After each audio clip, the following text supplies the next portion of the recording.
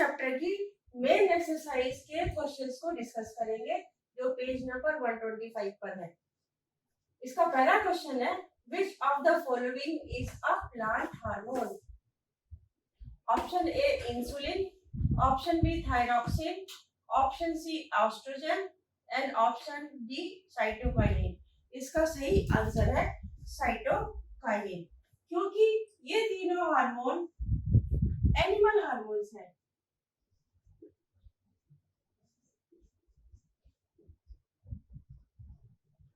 जिसमें से insulin hormone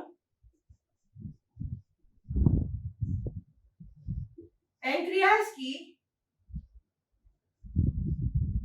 beta cell से सिक्रीट होता है और ये ब्लड के शुगर के लेवल को कंट्रोल करता है। ऑप्शन बी थायरॉक्सिन है,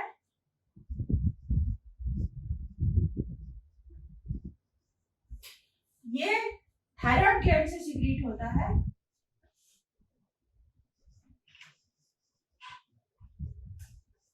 और इसका फंक्शन है कि ये बॉडी की बेसल मेटाबॉलिक रेट को कंट्रोल करता है। ऑप्शन सी एस्ट्रोजन है,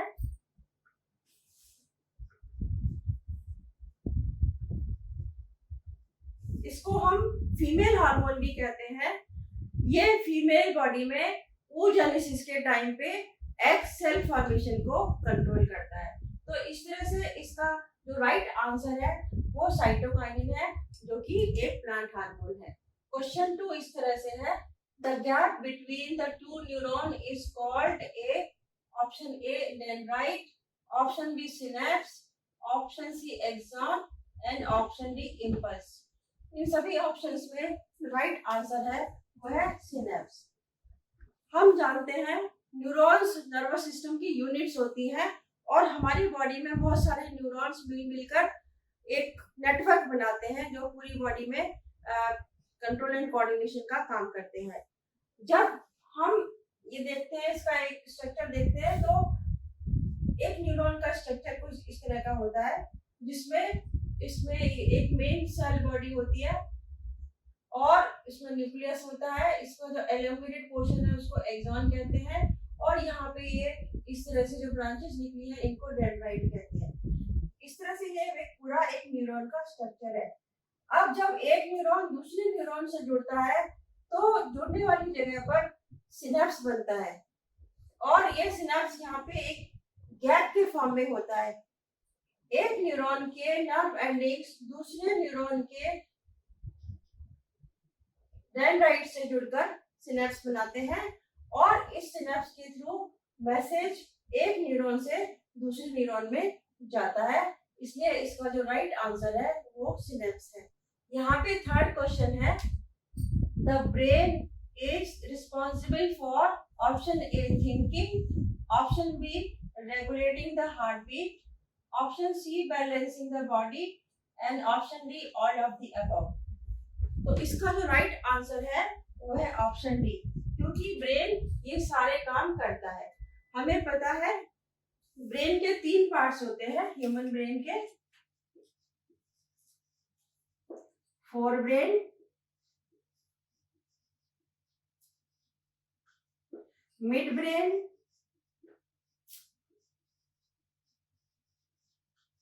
and hind brain.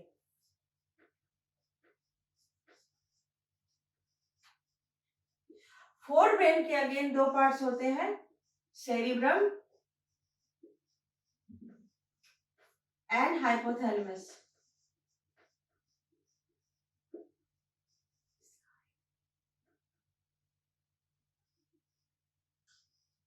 Mid brain दोनों ब्रेन के बीच की जगह होती है। हाइंड ब्रेन के फिर से 3 पार्ट्स होते हैं, पोन्स, medulla and cerebellum.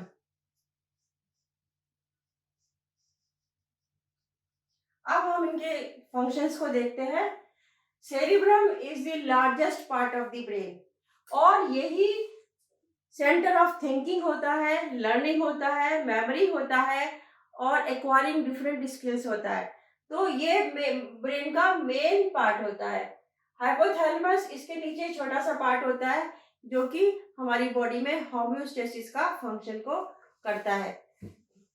Mid brain in दोनों ब्रेन के बीच की जगह होती है जिसमें ये मैसेजेस फोर ब्रेन से हाइंड ब्रेन में और हाइंड ब्रेन से फोर ब्रेन में देता है, यानी कि मिड ब्रेन इन दोनों को कनेक्ट करता है आपस में। जब हम हाइंड ब्रेन को देखते हैं तो इसमें अगेन तीन पार्ट्स होते हैं, pons, medulla and cerebellum. Pons and medulla involuntary actions body की जो होती है उनको कंट्रोल करता है, जैसे कि regulation of the heart beat. जो सेरिबेलम है वो second largest part of the brain है जो कि बैलेंसिंग ऑफ द बॉडी का फंक्शन करता है।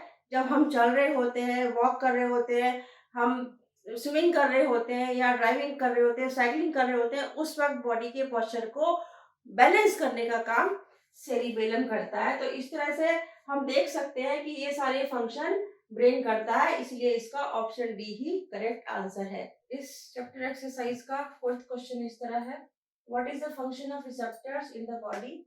Think of a situation where receptors do not work properly, what problems are likely to arise? इस क्वेश्चन में ये पूछा गया है कि हमारी बॉडी में जो रिसेप्टर्स होते हैं उनका क्या फंक्शन होता है, और अगर ये रिसेप्टर्स ठीक से काम नहीं करें तो क्या क्या प्रॉब्लम्स हमको हो सकती हैं। तो इस कंट्रोल एंड कोऑर्डिनेशन चैप्टर में हमने ये पढ़ा है कि ह्यूमन बॉडी में और एनिमल्स में कंट्रोल एंड कोऑर्डिनेशन दो तरह से होता है, neural control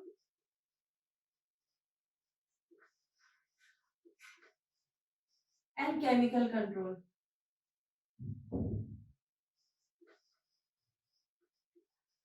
neural control nervous system के अंडर आता है, जिसमें कि न्यूरॉन्स जो है वो पूरी बॉडी में एक नेटवर्क बना के रखते हैं और जिससे मैसेजेस सेंसरी ऑर्गन से ब्रेन में जाती रहती हैं। और ये सेंसरी ऑर्गन्स हमारी बॉडी में कई तरह के होते हैं, जैसे कि आईज, नोज, टंग, ईयर्स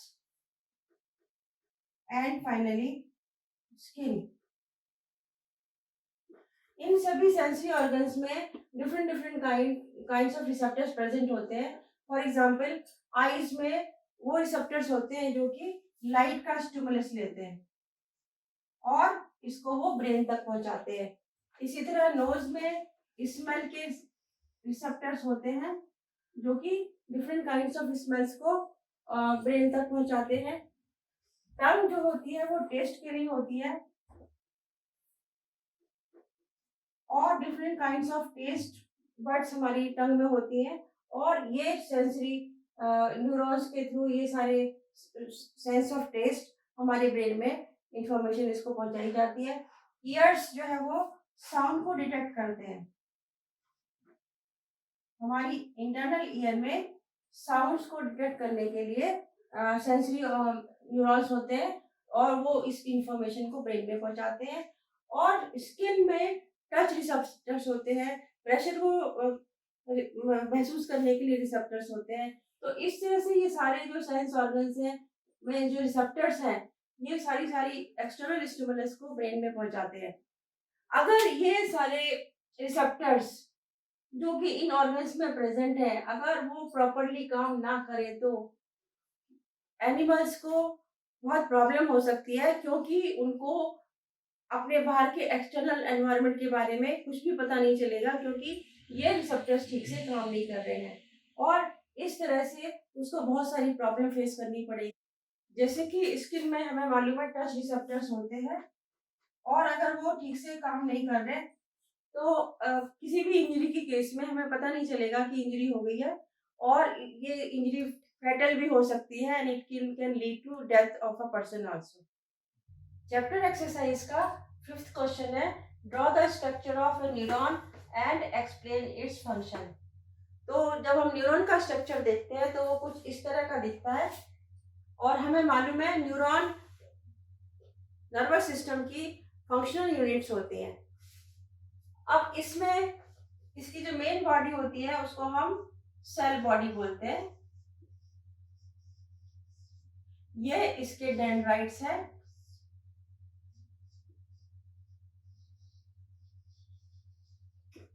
इसका इलोंगेटेड स्ट्रक्चर को हम एक्सॉन बोलते हैं और ये एक्सॉन नीचे जाके टर्मिनेट होता है फाइबर लाइक स्ट्रक्चर्स में, जिनको हम नर्व एंडिंग्स बोलते हैं।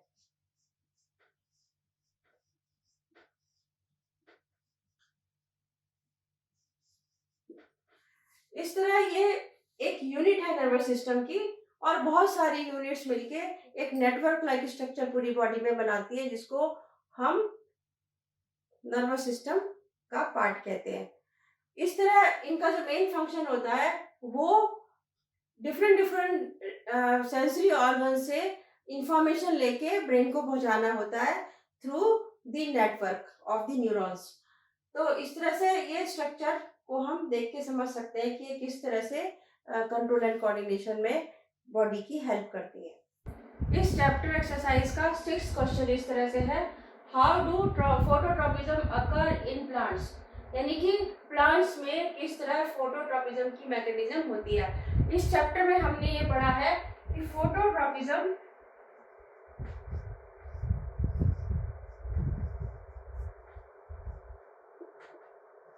प्लांट का लाइट के लिए रिस्पॉन्स होता है। इसमें यहाँ इसका मतलब है photo means light, tropism means movement, means plants हमेशा लाइट सोर्स की तरफ बढ़ते हैं। और ये फोटोट्रॉपिज्म दो तरह का होता है, phototropism positive phototropism and the negative phototropism.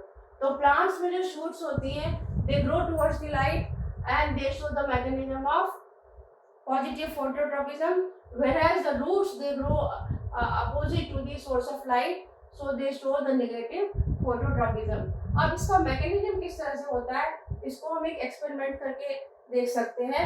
अगर हम एक बॉक्स लें जिसमें कि हम डार्क कंडीशंस को प्रिवेल कर सके, मीन्स एक पूरा बॉक्स, और उसमें एक प्लांट को एटलीस्ट फॉर 10 डेज के लिए रख दें और उसमें सिर्फ एक होल करें जिसमें से सनलाइट जा सके, सिर्फ एक होल से, तो हम कुछ दिनों बाद ये देखते हैं कि this plant grows towards the source of light and the shoot bends. So why does it occur? It occurs because of the synthesis of an hormone that is known as auxin. Means auxin is responsible for the phototropism. अब ये mechanism किस तरह होता है वो भी आप समझिए। सपोज ये शूट है और यहाँ पे इसकी सनलाइट पड़ रही है, सनरेज, तो ऑक्सीजन की सिंथेसिस जहाँ पर सनलाइट पड़ रही होती है उसके अपोजिट डायरेक्शन में, यानी कि यहाँ पर ऑक्सीजन की सिंथेसिस होनी शुरू हो जाती है और यहाँ पे ये ऑक्सीजन स्टे करता है। And because of the presence of the oxygen on this side, the cells here divide very fast. Cell division here is very fast. Cell division is fast on this side. So what happens because of the rapid cell division?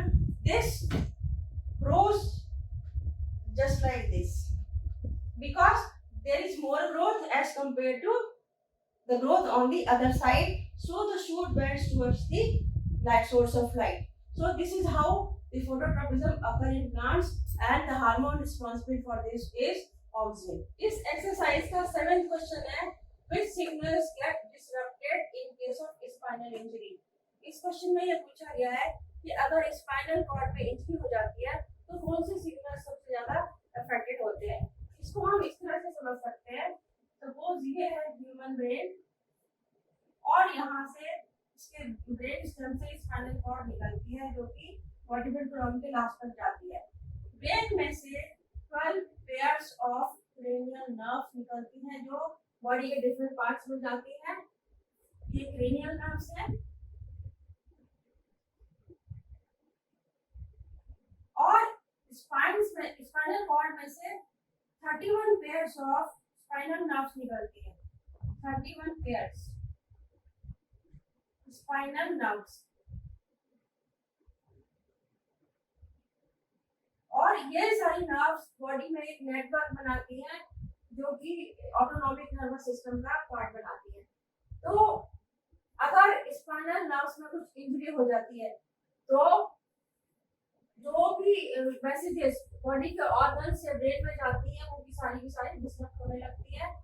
First point. और second point, क्योंकि spinal cord reflex action में बहुत ही actively participate करता है, reflex action spinal cord से ही होता है, तो रिफ्लेक्स एक्शन मैकेनिज्म भी एडवर्सली अफेक्ट होता है।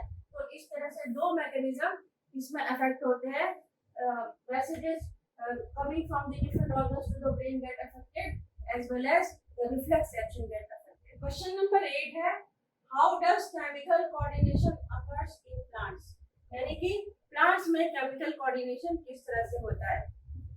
प्लांट्स में केमिकल कोऑर्डिनेशन स्पेशल सब्सटेंसेस के द्वारा होता है जिनको हम बोलते हैं फाइटोहार्मोन्स।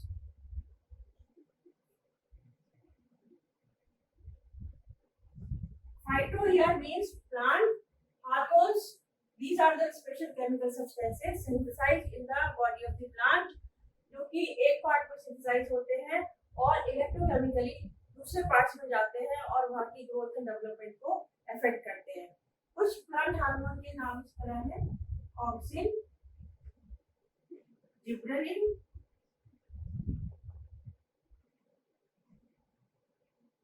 Cytokinin,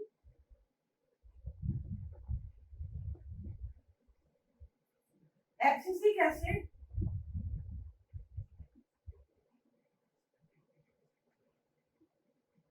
and ethylene.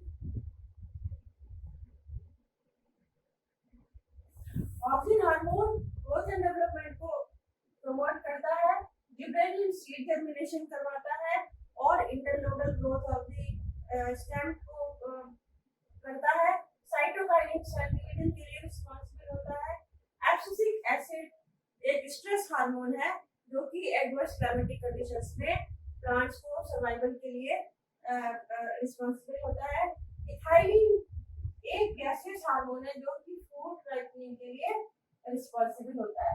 अब इसके कोऑर्डिनेशन को हम एब्सिसिक एसिड का एग्जांपल लेके और अच्छी तरह समझ सकते हैं। Abscisic acid hormone stress condition में, वाटर स्ट्रेस कंडीशन में स्टोमेटा के को क्लोज करना बंद शुरू कर देता है। अब जब वाटर स्ट्रेस कंडीशन होती है तो प्लांट जो है ट्रांसपिरेशन के थ्रू ज्यादा पानी को इवापोरेट ना करे, उसके लिए स्टोमेटा को क्लोजिंग करने के लिए एब्सिसिक एसिड रिस्पांसिबल है। इस तरह यह प्लांट के द्वारा वाटर कंजर्वेशन के लिए रिस्पांसिबल हो जाता है और ड्रॉट कंडीशन में भी प्लांट के सर्वाइवल के लिए इस तरह से ये हेल्पफुल होता है। तो इस तरह से ये एक केमिकल है जो कि केमिकल कोऑर्डिनेशन करते हुए प्लांट्स की सर्वाइवल कैपेबिलिटी को बढ़ाता है। Question 9 is what is the need for a system of control and coordination in an organism. इसमें यह पूछा गया है कि किसी भी ऑर्गेनिज्म में एक कंट्रोल एंड कोऑर्डिनेशन का सिस्टम होना क्यों जरूरी है।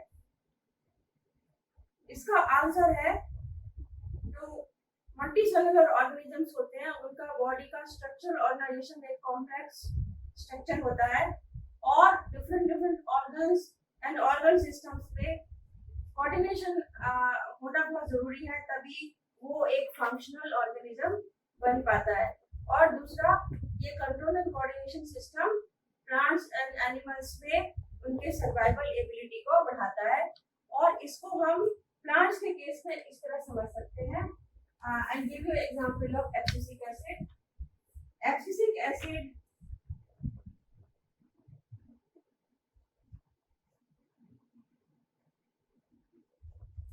एक फाइटो हार्मोन है और इसको हम स्ट्रेस हार्मोन भी कहते हैं। एब्सिसिक एसिड जब प्लांट्स में वाटर स्ट्रेस कंडीशंस होती है यानी कि पानी कम अवेलेबल होता है, उस वक्त वो स्टोमेटा को सिग्नल देता है कि वो क्लोज हो जाए, जिससे कि ट्रांसपिरेशन के थ्रू वाटर का लॉस कम हो। इस तरह से ये एब्सिसिक एसिड केमिकल कोऑर्डिनेशन करते हुए स्टोमेटा को बंद करवा देता है और स्टोमेटा बंद होते ही ट्रांसपिरेशन के थ्रू वाटर लॉस कम होता है और प्लांट वाटर स्ट्रेस कंडीशन में सर्वाइव कर जाता है। तो ये एक बेस्ट एग्जांपल है प्लांट्स में कंट्रोल एंड कोऑर्डिनेशन को अंडरस्टैंड करने का।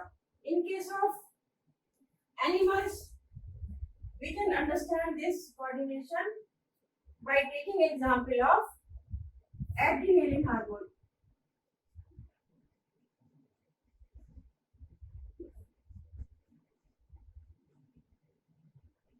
ये हार्मोन एड्रिनल ग्लैंड के द्वारा सिक्रेट होता है और इसको हम फाइट एंड फ्लाइट रिएक्शन भी कहते हैं और इसको हम स्ट्रेस हार्मोन यहाँ पर भी कहते हैं। ये इमरजेंसी सिचुएशन में एड्रिनल ग्लैंड के द्वारा सिक्रेट होता है। जब कोई भी ऐसी इमरजेंसी की सिचुएशन होती है जहाँ पे ऑर्गेनिज्म को थ्रेट टू लाइफ हो, ऐसे टाइम पर ये अधिक मात्रा में सिक्रेट होता है बॉडी में और सिक्रेट होके ये हार्ट बीट को बढ़ा देता है, रेस्पिरेशन रेट को बढ़ा देता है, जिससे कि ऑर्गेनिज्म की मसल वो एक्शन में आ जाती है और जो भी as per the need of the आर जो भी एक्शन ऑर्गेनिज्म को करना होता है वो करती हैं और इस तरह से ऑर्गेनिज्म अपने आप को इमरजेंसी सिचुएशन से टैकल करने के लिए एबल हो जाता है।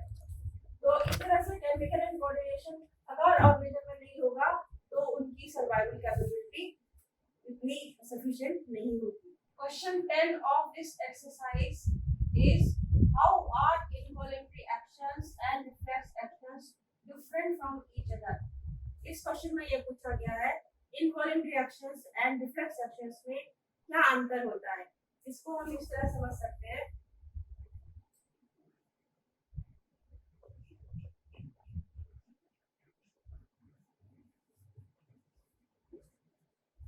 इनवॉलंटरी एक्शंस वो सभी एक्शंस हैं जो हमारी बॉडी में अपने आप होती रहती है, बॉडी की मैकेनिज्म जैसे कि breathing, heart beat, digestion etcetera etcetera. जबकि रिफ्लेक्स एक्शन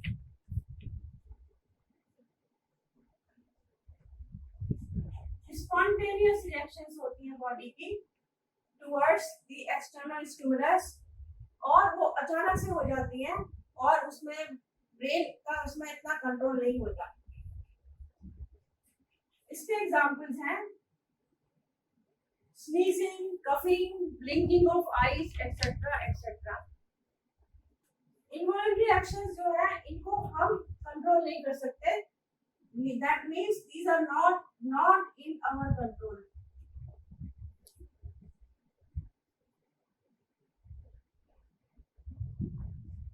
रिफ्लेक्स एक्शन को भी हम कंट्रोल नहीं करते हैं लेकिन फिर भी इनमें स्पाइनल कॉर्ड का कंट्रोल होता है। स्पाइनल कॉर्ड यहाँ पे इसको गवर्न करता है।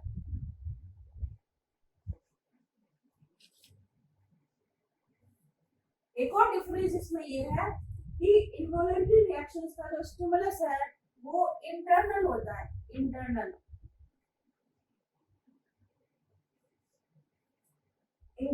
स्टिमुलस।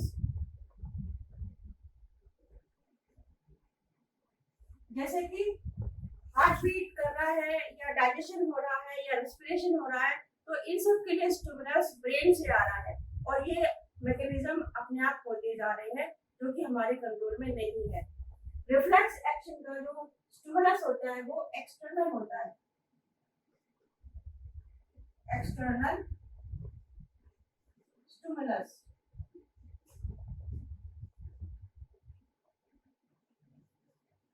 एक्सटर्नल स्टिमुलस के रिस्पांस में ही हमेशा रिफ्लेक्स एक्शन होते हैं जो कि हमें किसी भी इमरजेंसी सिचुएशन से या डेंजर सिचुएशन से बचाते हैं। तो इस तरह से आप समझ गए होंगे कि इनवॉलंटरी एक्शंस और रिफ्लेक्स एक्शंस में क्या डिफरेंस है। क्वेश्चन 11 है compare and contrast nervous and hormonal mechanisms for control and coordination in animals. इसमें हमें nervous control and hormonal control के बीच में कंपैरिजन को स्टडी करना है। इसको हम इस तरह से देख सकते हैं, जो न्यूरल कंट्रोल होता है वो हमेशा न्यूरॉन्स के थ्रू होता है क्योंकि न्यूरॉन्स हमारी पूरी बॉडी में एक नेटवर्क बनाते हैं। तो मैसेजेस सारे हमेशा न्यूरॉन्स के थ्रू डिफरेंट बॉडी पार्ट्स को जाते हैं और वहां से मैसेजेस भी वापस ब्रेन को आते हैं। जबकि यहाँ पे ये हार्मोनल कंट्रोल जो है वो हार्मोन्स की वजह से होता है जो कि एंडोक्राइन ग्लैंड से सीक्रेट होते हैं। So this is through neurons network and this is through hormones.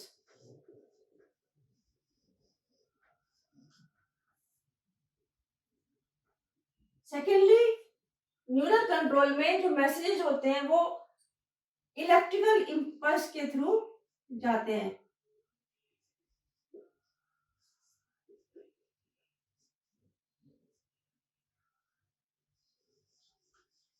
जबकि हार्मोनल कंट्रोल में जो मैसेज है वो केमिकल फॉर्म में जाते हैं और वो केमिकल फॉर्म्स हार्मोन्स होते हैं, केमिकल फॉर्म्स। ये जो कंट्रोल है ये बहुत ही कम समय के लिए होता है, शॉर्ट लिव होता है। मीन्स बहुत एक्शन बहुत जल्दी हो जाता है और वो खत्म भी हो जाता है। That means it last for a very short duration. It last for short duration.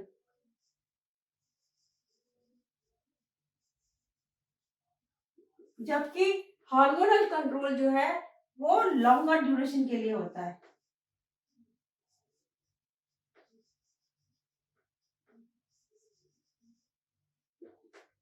जो न्यूरल कंट्रोल है वो बहुत फास्ट होता है, वो होता है और एकदम से खत्म भी हो जाता है।